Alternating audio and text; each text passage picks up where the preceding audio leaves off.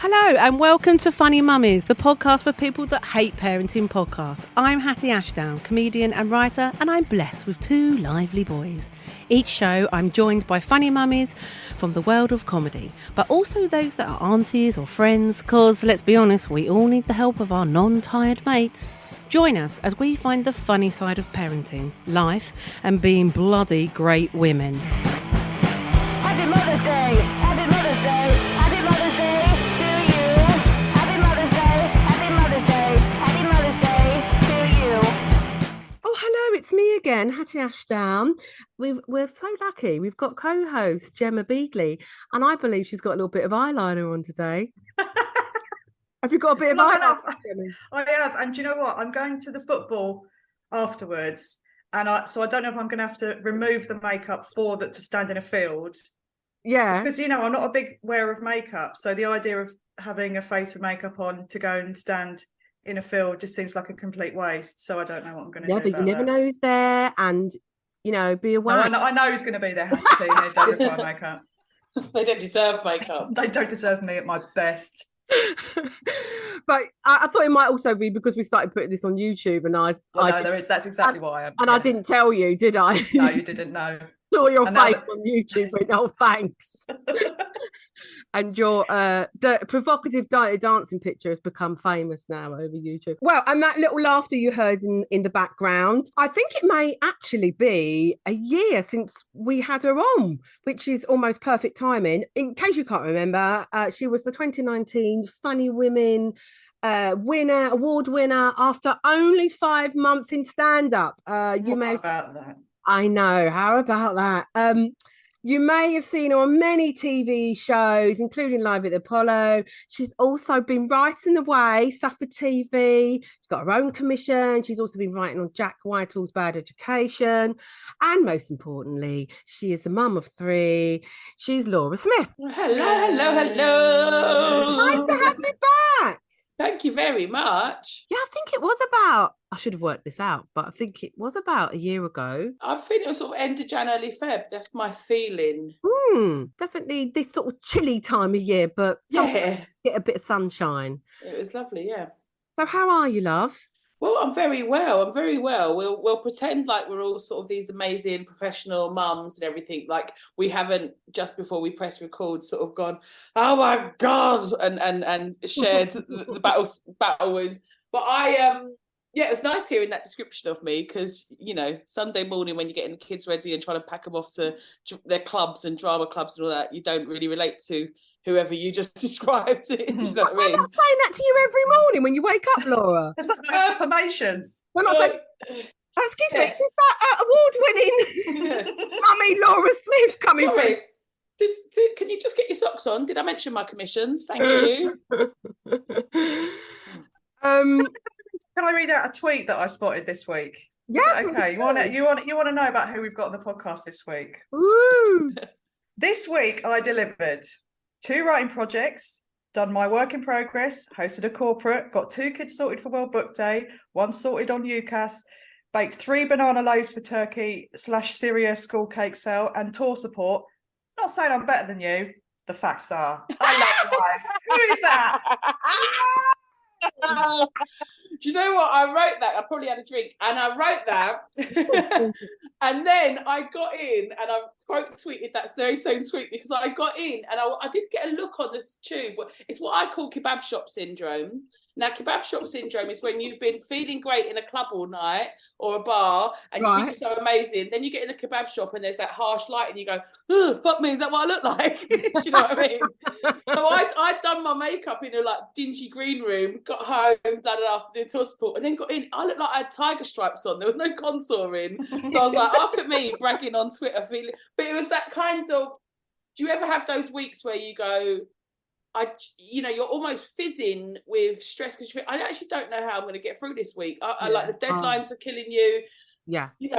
Pinning yourself together for a big sort of gig or doing stuff. And then you get to this and you can actually feel yourself dissolve. It's very rare that you can, often it's just the next thing. But Friday night I had a real sort of, and I unashamedly celebrate myself. Well, because you know.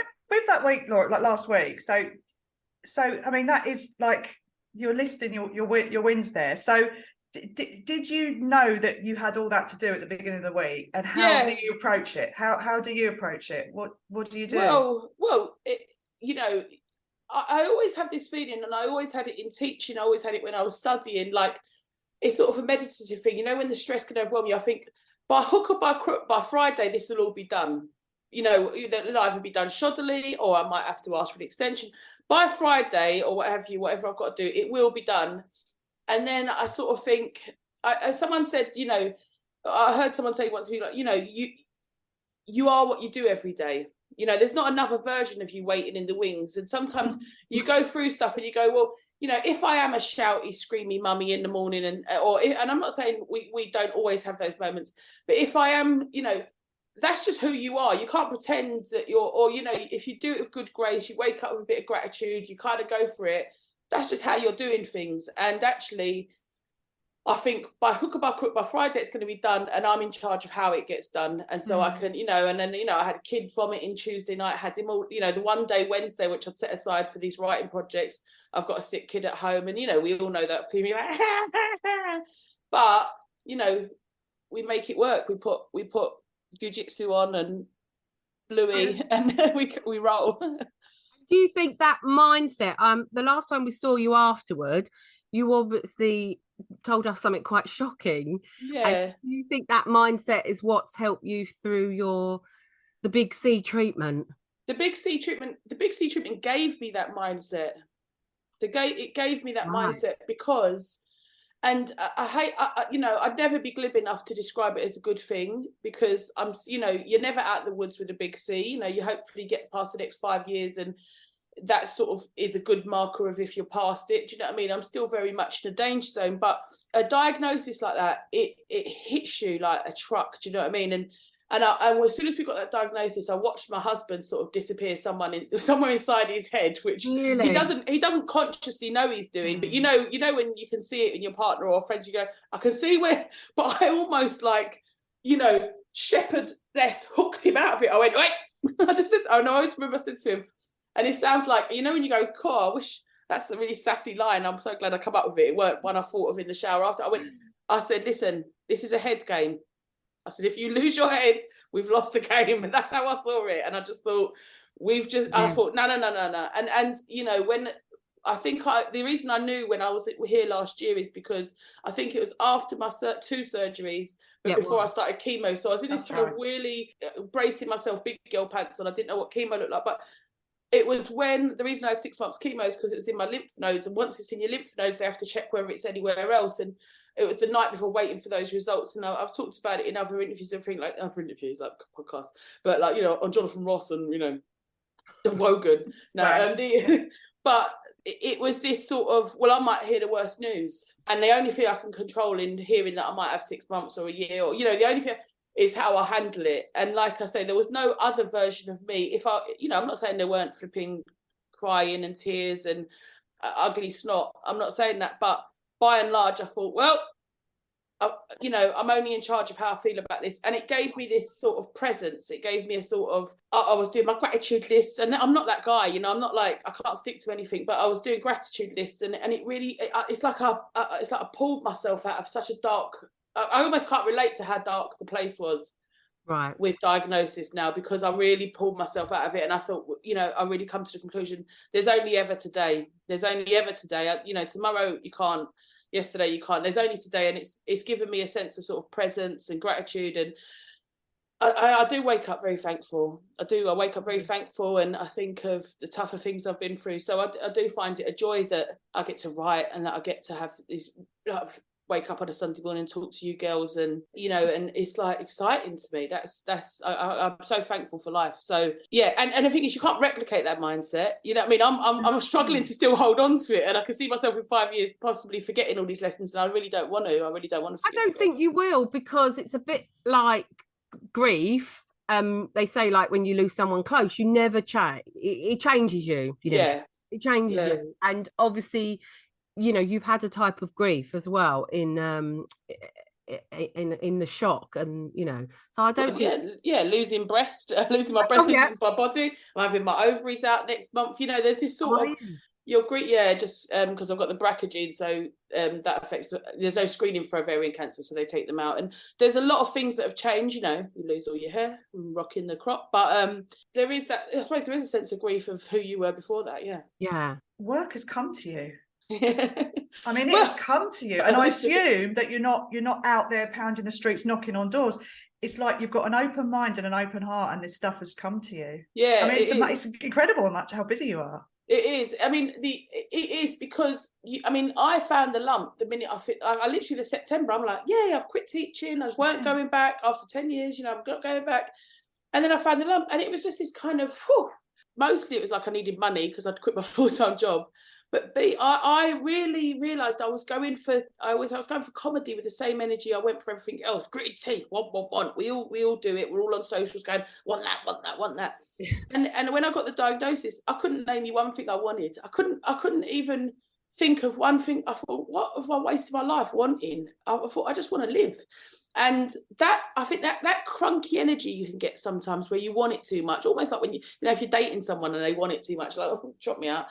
I think you can go for life like that. And then a sense of such openness, like, come on, grabbing life with both hands, that has put me in a nice slipstream of people feeding off that, I reckon. Yeah, you're attracting. There's an energy, I think, that you're attracting. Yeah, long may it continue. I don't take anything for granted. You know, and I would say I'm all right, I'm good to work with, because I'm not difficult to work with either. Do you know what I mean? Like I know I add value, and you know, teaching gives you a work ethic. I know we've all got, you published that brilliant article recently, Hattie, about working and all that, and as though having a daytime job. Yeah, it's on Chortle. It's on Chortle, and it's brilliant, and when I was reading it, and it's almost like you were coming out, but I just thought, no, like as I read it, I thought, God, reframe that. That is, you're Superwoman. You're like Superwoman and making things happen. And I just think women are so resourceful. I do. Like, I think we're goddesses. I think we're so resourceful. We keep it all happening. And that work ethic that you do in your daytime job, when that translates to comedy, because people that have been in comedy since they were 18 and maybe have had all this success, I think they kind of go, I did this thing the other day, it was for Tom Ward, and I was sitting with Emmanuel Sanubi, and call time was 1, and then we're sitting in a coffee shop waiting, and I said, oh, do you know what, I hate waiting. And he looked at me and he really pulled me up. He went, come on, you and I both know we've earned money in worse ways. And it was like, and I laughed, and I just went, oh yeah, it's so true. Because I think once you've had that big real life and hard work, when you're sitting in a coffee shop waiting for a producer to call, you know, the young producer, apologize. Yeah, you're all right, I'll just have another cappuccino. Like, I'm warm and I've got a coffee. Yeah. And my feet up. Yeah. And you can park that ego, I think, a lot more. I mean, you still have these moments, you're like, oh, I think that when literally that article was like, I could do part 2, 3, 4. It was like, it was opening the discussion, because it was a shock to me that people were embarrassed. And it was just that I found, like, I talked to people that I was like, certain people, I was like, I don't think they do this. I was like, no offense, but I didn't mean like they weren't good enough, but I was like, I'm sure they got something else, and they're just like really sneaky about what they do. And I thought, why be sneaky? And then, like you say, but it was interesting speaking to some of the younger comics. Yeah. Like you say, it is like, oh, you haven't got that kind of like having to do a shitty job.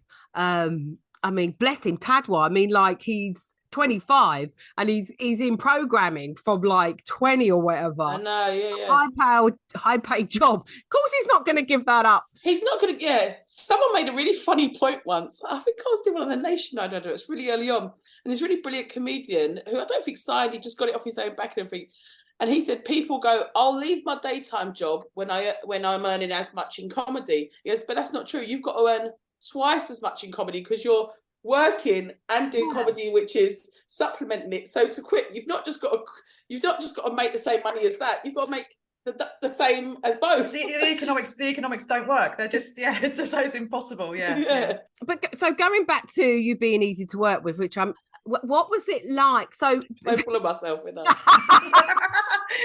People listening going, right. I am really interested. So you're writing on Bad Education. Was that your first time in like a writer's room, or how did it work? Because I've been asked before, and I've got to be honest, it was on a show that it was a long time ago. long Yeah. time ago, and I wasn't ready for it. And it was Yeah. also something that I felt I had no ground on. I was like, it was like a religious sitcom thing, right? I just finished, filming Give Out Girls, and I'd not been in the writer's room. Me writing a sitcom with my friend is very different. Yeah. And I felt like to sit in the writing room and be able to go, oh, this joke, I wasn't ready. But I sort of regret saying no, because I should have just, pushed myself in. So I'm interested. Was this the first sort of writer's room experience, writing on Bad Education? I think it was. So it started off. So January last year, what BBC had commissioned was a one-off reunion show, but Tiger Aspect were saying, no, we want to then push it to a series. So the first bit of the writers' room was gathering some writers together and up and coming and people that does stuff. So, and just real broad strokes over a week, possibly two, I can't remember, maybe, yeah, of like, what would this look like? What would Bad Education 2.0 look like? What would the characters be? What flavour should we give it? Because I think there's a little bit of kind of, maybe a bit of tasteless, naughty jokes in the original. Right. So it was a lot of fun. It was a lot of fun just talking about our school experiences. They made it fun. So we put the book together to kind of pitch to BBC. And once that did get commissioned, I think we were back in the room in March. And that was like, right, now let's really look at this. How do we shape these episodes? And you know what it was? It was it's so much fun. It's like that minute, when in a meeting, when you all get together and you all have a laugh while you get your coffees and tea, and you go, okay, right, meeting now. Whole day is like that little bit of where you're having a laugh while you're getting your coffees and tea. That's like the whole day. And Freddie is the co-writer and creator and director of the show. He's so gracious. He's very he allows space for people. Do you know what I mean? Like, he's obviously got a lot more experience, but he allows so much space for, I'm going to say young writers, but because there are young writers in the room, I'm not young, but as in young in terms of their career. So that's really nice. And then I did another thing with Tiger Aspect, which was the Spencer Jones, deep fake neighbour wars, which was a lot of fun as well. We had a lot more sort of free reign there because it was just he's done this thing. I didn't know that was Spencer Jones. He's a nutcase. What's it called? Deep fake neighbour wars. So it's based on Nightmare Neighbours Next Door. Yeah. But they've done it with using deepfake technology. So I wrote one of Kim Kardashian and Idris Elba arguing over shared garden in Catford. She's a bus driver. So it's just Spencer. You just go, oh yeah, let's just match. Jones. So he just let us match his lunacy, which was lots of fun. And and that was like, had brilliant writers on it. It was Jordan Gray and Travis J and who else was in the room? So just lots and lots of fun. Well, you're learning on the job, really. You've not. Yeah. I mean, you didn't do any. Did you have any script writing? I mean, for those who don't know, you was a teacher. You was a second. I was an English teacher, yeah. So I suppose I've got an English degree, and I suppose I understand narrative and how those sorts of things work. But the steepest learning curve was writing my pilot, and that was like a real labour of love. And yeah, that was a real steep learning curve just to understand, how structure and thread plots and beats and just first, second, third act, and understanding what the difference between maybe a sitcom and comedy drama and the subtleties within that, and kind of realizing why certain things might not work even though you think they're funny, and it's like And who are you submitting to? Is it a producer? Is it like who are you answerable to? I suppose development can work two ways, can't it? Sometimes you develop something by yourself and try and get that to a production company. And then a production company, what happened with me is a production company approached me and said, we love you, we'd like to develop something.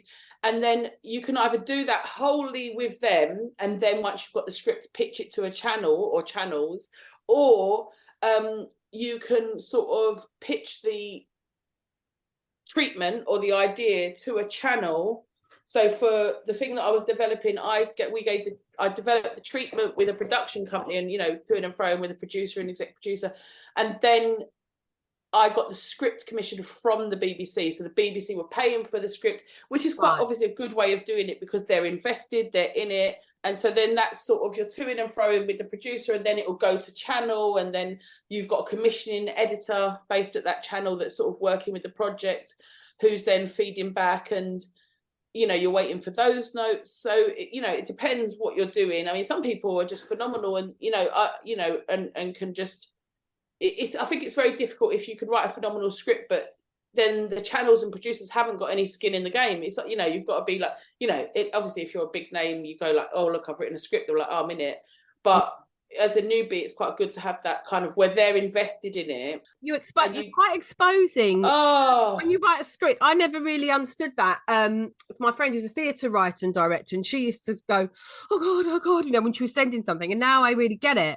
And it's very exposing. Very exposing, and very, really, it's really been upsetting. And I've got a friend who she's a writer, crime writer, and her first novel, she got the most incredible publishing deal, like loads of money for compared to what other people were getting, and the deals that she's been getting since just haven't matched, and she just feels like every time she's not getting that big deal is this huge rejection. And you think,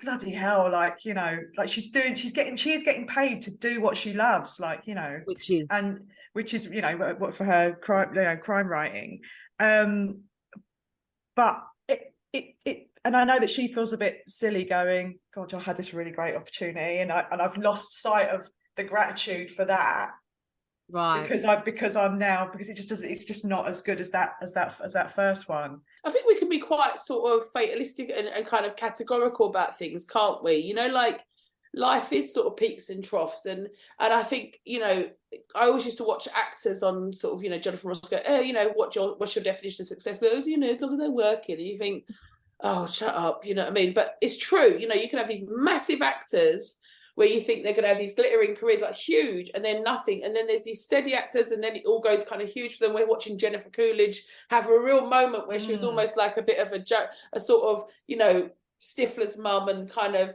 in Legally Blonde, and then very little kind of bit parts. And she's really having her moment. And that's so exciting to see a woman of her age, you know, really having her moment and having a renaissance, because I suppose it's resilience. It's like you were talking about your friend, like, oh, all of these things. Well, you know, early doors in stand-up, you'd nurse a bad gig for maybe a week. Now you don't, you know, I watched someone, last night, they did both shows at City Comedies, like, you know, the first one he weren't really feeling, by the second show he smashed it. And it's like, you can go for a gig like that. Yeah. So I suppose it is about that sort of resilience, you know. I love Oprah. She always says, what's your next right thing? What's your next right thing to do? So that's where I'm at. I'm like, you know, I'm earning a living very comfortably doing these things and writing and being in writers' rooms and having other deals and TV here and there. So I think, well, you know, that is the main thing. It can't, you know, if you're always chasing that sort of, you know, we can do it in any career, not just a sort of creative career, but, or any scenario where we take anything as a value judgment on our whole selves. Oh, God. Which is, you know, this sort of like, this didn't do well, ergo I'm a piece of shit. Yes. You know, and if you really go, I'm a piece of shit, I'm not a hot stuff as a writer, I'm, you know, and you know, and obviously the temptation is to always do that, and then but if you just go, okay, well, I'm just feeling the emotions of this, then get past that and go, okay, let's look at the facts and let's look at the positives and negatives, and you can try and be a little bit objective, then you don't take it on as this big value judgment, which we all do on socials. XYZ's doing that, ABC's doing that, and you're like, I'm not doing that, ergo no one loves me. I mean, what is it, Just for Laughs at O2? If I see one more post about it, I was like, oh, why not Just for Laughs at O2? I was invited to be on someone's podcast, I forgot to get back to them. You know what I mean?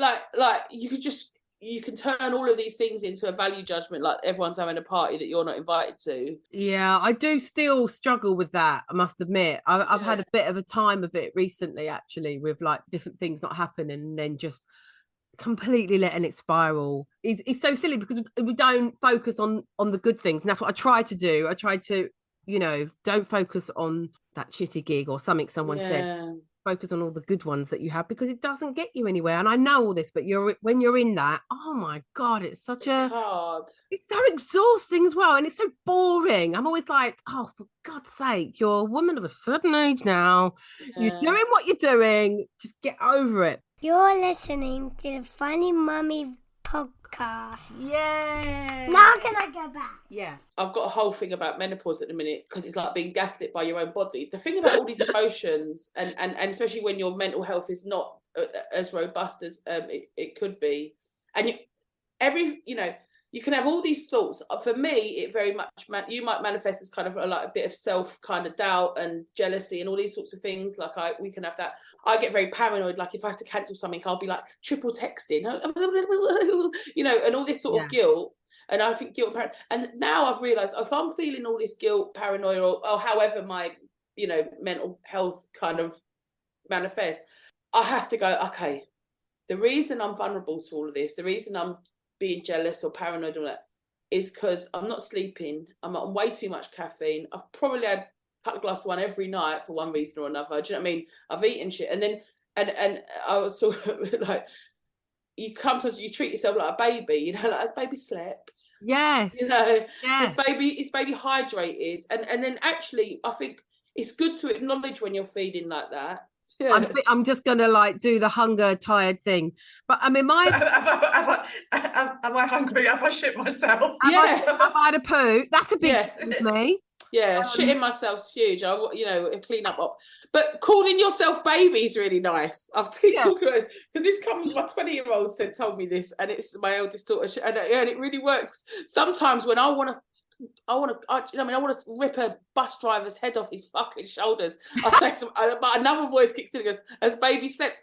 And it makes me almost like laugh out loud because I just go, because it's almost like this cute, like, oh, thank you. But it's like, you know, when you're like, or you know, when you're about to answer a fucking email and you're matching shirty for shirty, and you go, I'll say to someone, "Has baby slept?" And it sort of dissolves me in the moment. Do you know what I mean?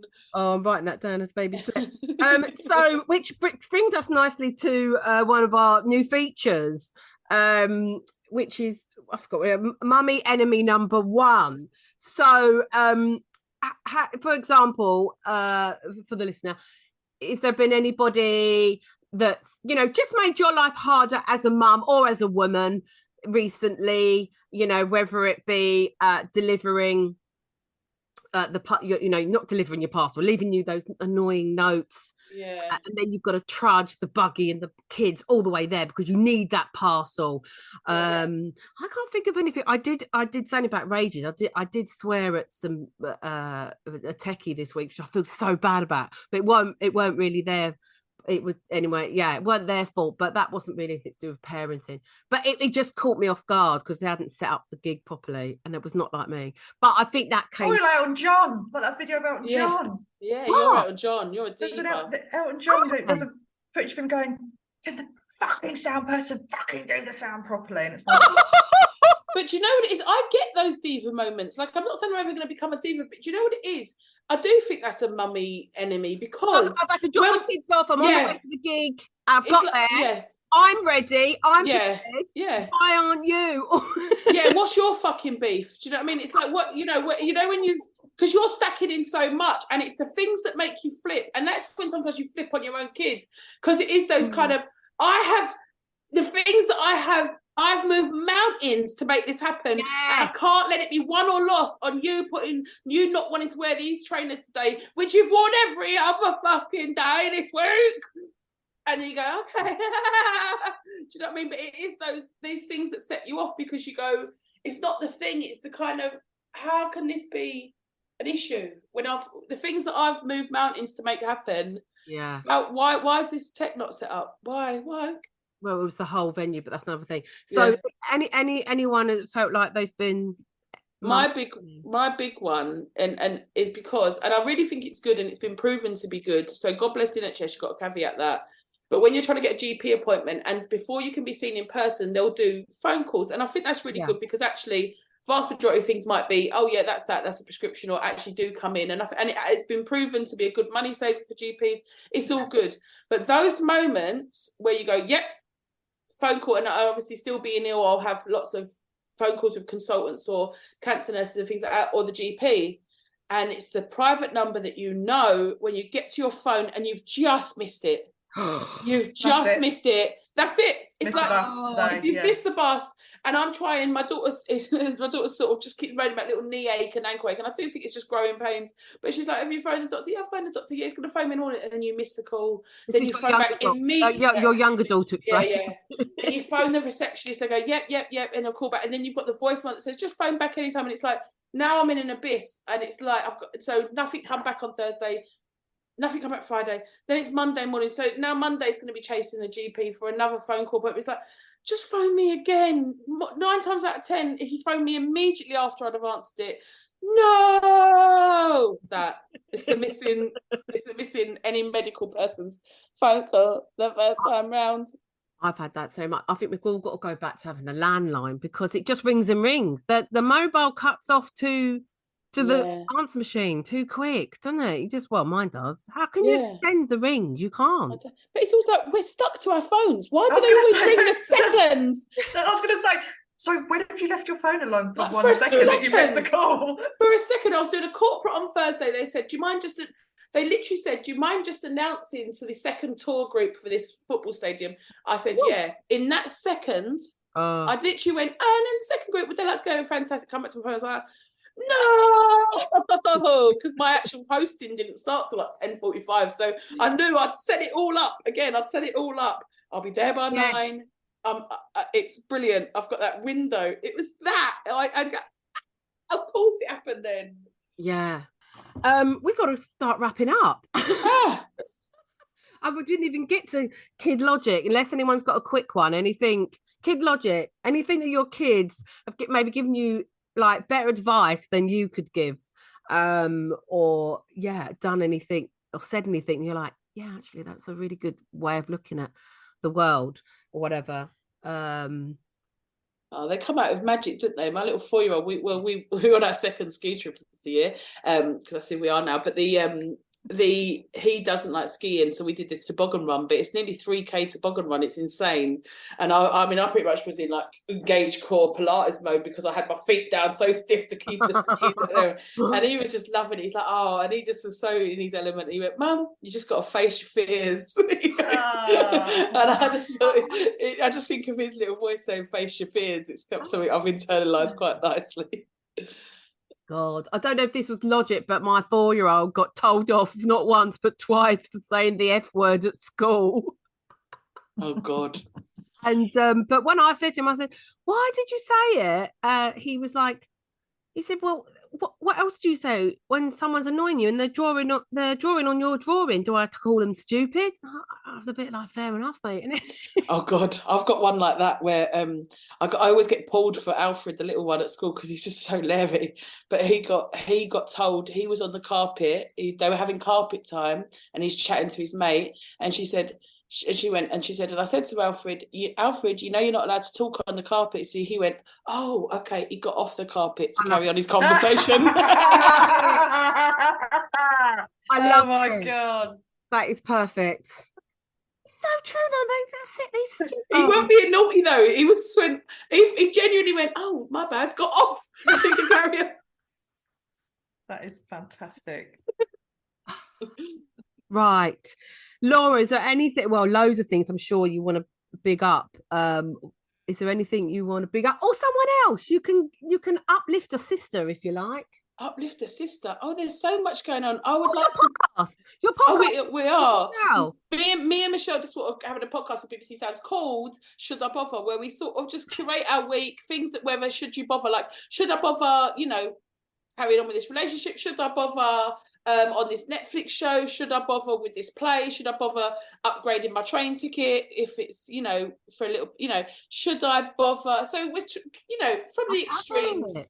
So it's just sort of like, we're sort of trying to be the mates that you can trust around something, as in, you know what, ABBA Voyage is worth it. Find some money for it. Do you know what I mean? Or no, the things that are worth maybe spending a bit of money on, or the things that are just like worth spending your time on, like a Netflix show or an ice bath or something like that. So it's just us sort of curating our week, and we're women, we're the same age, but she's obviously Miss Fang with no kids and loving her best life, and I'm in the doldrums of motherhood. So you're recording once a week? We record it on Mondays, and it'll go out on a Wednesday, and it starts a week on Monday. Wow. So it's just a bit of fun of like, just should I bother, and we'll sort of cover everything. Should I bother, breaking up with a friend, you just want to like, when a friendship's, should I bother, those sorts of things. So it's a lot of fun, and maybe a little bit of why did I bother when we post our L's of the week as well. Yeah, Are you going to have like listeners stuff, or are you going to keep it to just you two at the beginning? Yeah, I think it's just us two at the beginning, but it would be nice to have people write in and stuff like that. We kind of want to cover everything because we don't want it to become something where like, no, obviously, by the way, I do want it to become this, where PR companies are sending us little face creams and shit. Thank you very much. That'd be the one, wouldn't it? Yeah. Oh God, I could give you loads. So I realised this week how indecisive I am, and I never really. I'm going to use it because I said it on stage. I was just talking about something particular, and I went, "Oh, I'm so indecisive," and they really laughed, and I was like, "I'm going to use that." I was like, I never really realised the things that get laughs. Yeah, and you're like, and you sort of go, "Am I?" Oh yeah, and I just realised that I've just done a big rant on stage about. I wasn't sure if I should wear this gazebo on gazebo. Oh, wow, okay. Delay on stage, and then I was like, other stuff was going on around. Maybe don't wear the gazebo on stage, Hattie. I'm pretty much. I'm on the verge of wearing gazebos, like Gemma Collins buffet wear. I keep the plastic in and all. Just invite people in. So that's because we're getting a gazebo. I want a new. Oh, it's all going on. I love it. That's so funny. Should I wear the chalet or the gazebo? Oh, well, thank you so much, Laura. Oh, thank you. Thanks for having me. It's such a joy to chatting to you guys. Oh, good. I always say, apart from anything else, we get to finish a whole conversation without a kid pulling us away and, like never finishing a whole conversation. So thank you very much. You're welcome. And to listeners, please keep subscribing and sharing. This is the only way people find out about us. Thanks very much, Gemma. We'll see you next time. Bye. Bye. You've been listening to the Funny Mummies podcast with me, Hatty Ashdown. Thank you to my panel and guests today. Edited and produced by Scott Kingsnorth in association with Screaming with Laughter, the lunchtime comedy club where babies can come too. These shows go out live on Soho Radio for the Other Woman show. See schedule for details. Please subscribe, rate and review and share this podcast. We really appreciate it, and it's the only way more people can find us. So see you next time for more Mum and Tonic.